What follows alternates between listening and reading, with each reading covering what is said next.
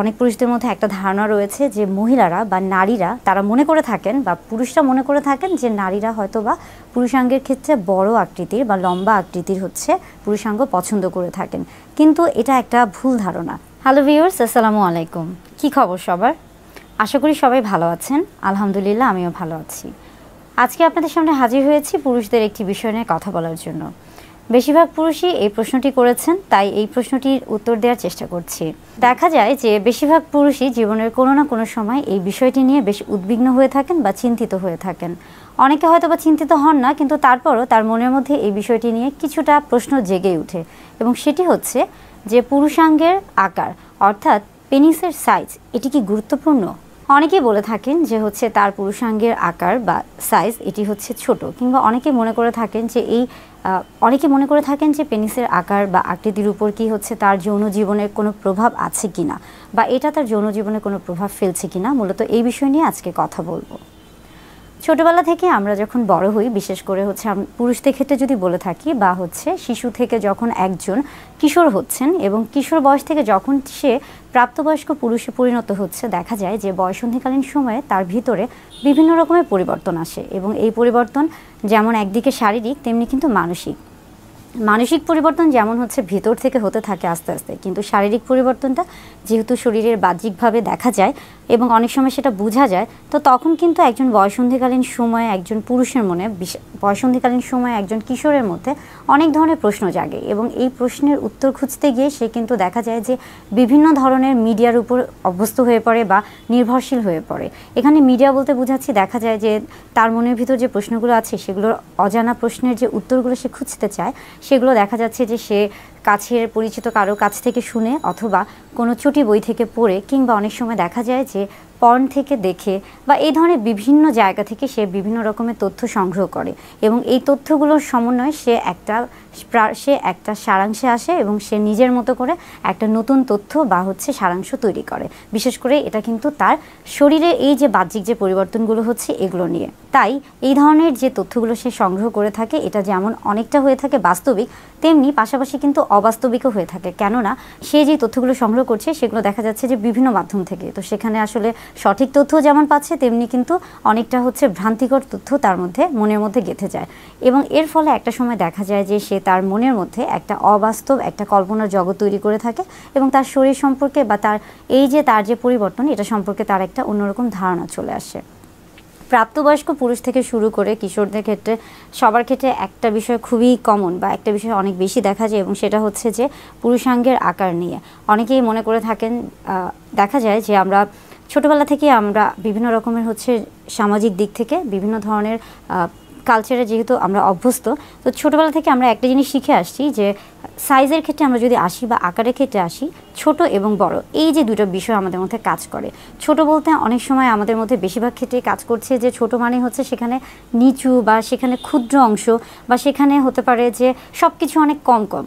আর বড় যখনই প্রশ্নটা আসছে তখনই বোঝা যায় যে, বা আমাদের মস্তিষ্কে এটা এমনভাবে গেঁথে গেছে যে বড় মানেই হচ্ছে সব কিছু বেশি বেশি। এবং এই ক্ষেত্রে অনেক সময় হয় যে অনেকে মনে করে থাকেন যে আপনার বড় আকার অর্থাৎ পুরুষাঙ্গের আকার যদি বড় হয়ে থাকে, হয়তো বা যৌন চাহিদা, যৌন উত্তেজনা, যৌন আগ্রহ সব কিছু বেশি বেশি, বা যৌন যে শক্তি সব কিছুই তার মধ্যে বেশি বেশি কাজ করে। এই জন্য একটা ভ্রান্ত ধারণা রয়েছে যে যখন কারো পুরুষাঙ্গের আকার বড় হয়ে থাকে, অর্থাৎ সে তখন হচ্ছে অনেক বেশি শক্তিশালী বা যৌন শক্তি চাহিদা সম্পন্ন পুরুষ হয়ে থাকে। এটা একটা যেমন হচ্ছে ভুল ধারণা। অনেক পুরুষদের মধ্যে দেখা যায় যে একটা ধারণা রয়েছে যে মহিলারা বা নারীরা তারা মনে করে থাকেন, বা পুরুষরা মনে করে থাকেন যে নারীরা হয়তো বা পুরুষাঙ্গের ক্ষেত্রে বড় আকৃতির বা লম্বা আকৃতির হচ্ছে পুরুষাঙ্গ পছন্দ করে থাকেন, কিন্তু এটা একটা ভুল ধারণা। বিশেষ করে মহিলাদের ক্ষেত্রে যখনই আমরা দেখছি বা মহিলাদের ক্ষেত্রে যখনই আসছি, আসলে মহিলারা সবসময় চায় যে তাদের সঙ্গী হিসেবে বা তাদের জীবন সঙ্গী হিসেবে এমন একজন মানুষকে বেছে নিতে, বা এমন একজন পুরুষ সঙ্গীকে বেছে নিতে যার হচ্ছে শরীরের আকার আকৃতিটা খুব বেশি আসলে এখানে নির্ভর হচ্ছে না, বা খুব বেশি হচ্ছে প্রয়োজন পড়ছে না, বরং মহিলারা সবসময় বা নারীদের কাছে সবসময় কিন্তু তার মনের যে দিকটা এটা হচ্ছে সবচেয়ে বেশি গুরুত্বপূর্ণ। তারা সবসময় চায় যে একজন ভালো মানুষ যেন তার জীবনসঙ্গী হতে পারে। তাই এই যে ধারণাটা যে হচ্ছে পুরুষাঙ্গের আকার খুব বড় হতে হবে এবং সেই ক্ষেত্রেই শুধুমাত্র যৌন তৃপ্তি বা যৌন সুখ পাওয়া সম্ভব, এটা একটা ভ্রান্ত ধারণা। বিশ্বব্যাপী গবেষণায় দেখা গেছে যে পুরুষাঙ্গের আকার সাধারণত বা আমরা এভারেজে বলে থাকি যে হচ্ছে ইরেক্ট অবস্থায়, অর্থাৎ যখন হচ্ছে যৌন তৃপ্তিতে বা যৌন উত্তেজনা পূর্ণ সময়ে পুরুষাঙ্গ সবচেয়ে বেশি হচ্ছে 5 ইঞ্চি পর্যন্ত লম্বা হতে পারে। অর্থাৎ 5 ইঞ্চি কিন্তু এভারেজ একটা আকার। এবং আমরা যখন আসছি যে ভ্যাজাইনা বা যোনিপথের ক্ষেত্রে, অর্থাৎ হচ্ছে স্ত্রীদের জননাঙ্গের ক্ষেত্রে বা যোনিপথের ক্ষেত্রে যখন আসছি, সেটার আকার কিন্তু 3 ইঞ্চি থেকে 5 ইঞ্চি। এখন আপনি চিন্তা করেন যে যেটা এখন আপনি দেখেন যে যখন যোনিপথে হচ্ছে পুরুষাঙ্গ প্রবেশ করছে তখন 5 ইঞ্চি বেশি যখন এটা হচ্ছে, তখন সেই ক্ষেত্রে কিন্তু সহবাসটা বা শারীরিক সম্পর্কটা কিন্তু কষ্টদায়ক বা অনেকটা হচ্ছে অস্বস্তিকর হয়ে থাকে। তাই এই যে একটা ধারণা রয়েছে যে তৃপ্তিদায়ক সহবাসের ক্ষেত্রে বা আনন্দকর সহবাসের ক্ষেত্রে হয়তোবা পুরুষাঙ্গের আকার অনেক বড় হতে হবে বা অনেক লম্বা হতে হবে, এটা একটা ভ্রান্ত ধারণা। অর্থাৎ সহবাসের সাথে বা হচ্ছে যৌন তৃপ্তি বা যৌন সুখের সাথে পেনিসের আকারের কোনো সম্পর্ক নেই।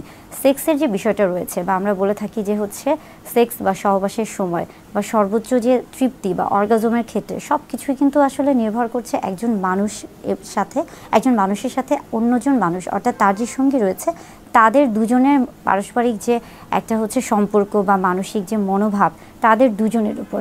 এখানে কিন্তু পেনিট্রেশনের যে বিষয়টা আছে এটা কিন্তু খুব একটা নির্ভরযোগ্য নয়, অর্থাৎ হচ্ছে সেক্সের সাথে বা সহবাসের সাথে হচ্ছে পেনিট্রেশনের কোনো সম্পর্ক নেই। বরং যখন আপনি হচ্ছে তৃপ্তিদায়ক যৌন সুখ লাভ করতে চাবেন বা হচ্ছে স্বাস্থ্যকর যৌন জীবন উপভোগ করতে চাবেন, সেই ক্ষেত্রে কিন্তু দুজনের পারস্পরিক সম্পর্কটা এবং দুজনের হচ্ছে একটা ভালো ইতিবাচক মনোভাব, এটাই সবচেয়ে বেশি গুরুত্বপূর্ণ। এই ক্ষেত্রে কখনোই পেনিসের আকার বা সাইজ এটা কখনোই কিন্তু গুরুত্বপূর্ণ নয়। এবং পেনিস যদি ছোট হয়ে থাকে বা যেটা আসলে সবাই বলছে বা অনেকে মনে করে থাকে যে তার হয়তো বা পুরুষাঙ্গের আকার ছোট, এটা আসলে ছোট হলেও খুব সমস্যা নয়, আবার বড় হলেও সমস্যা নয়। কিংবা ছোট বা বড় হলে কী ধরনের সমস্যা হতে পারে সেটা কিন্তু ইতিমধ্যেই বলে দিয়েছি।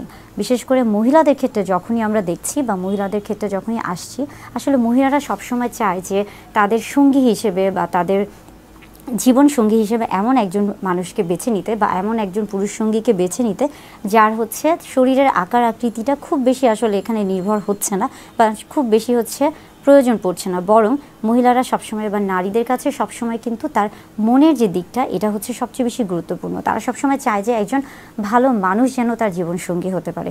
তাই এই যে ধারণাটা যে হচ্ছে পুরুষাঙ্গের আকার খুব বড় হতে হবে এবং সেই ক্ষেত্রেই শুধুমাত্র যৌন তৃপ্তি বা যৌন সুখ পাওয়া সম্ভব, এটা একটা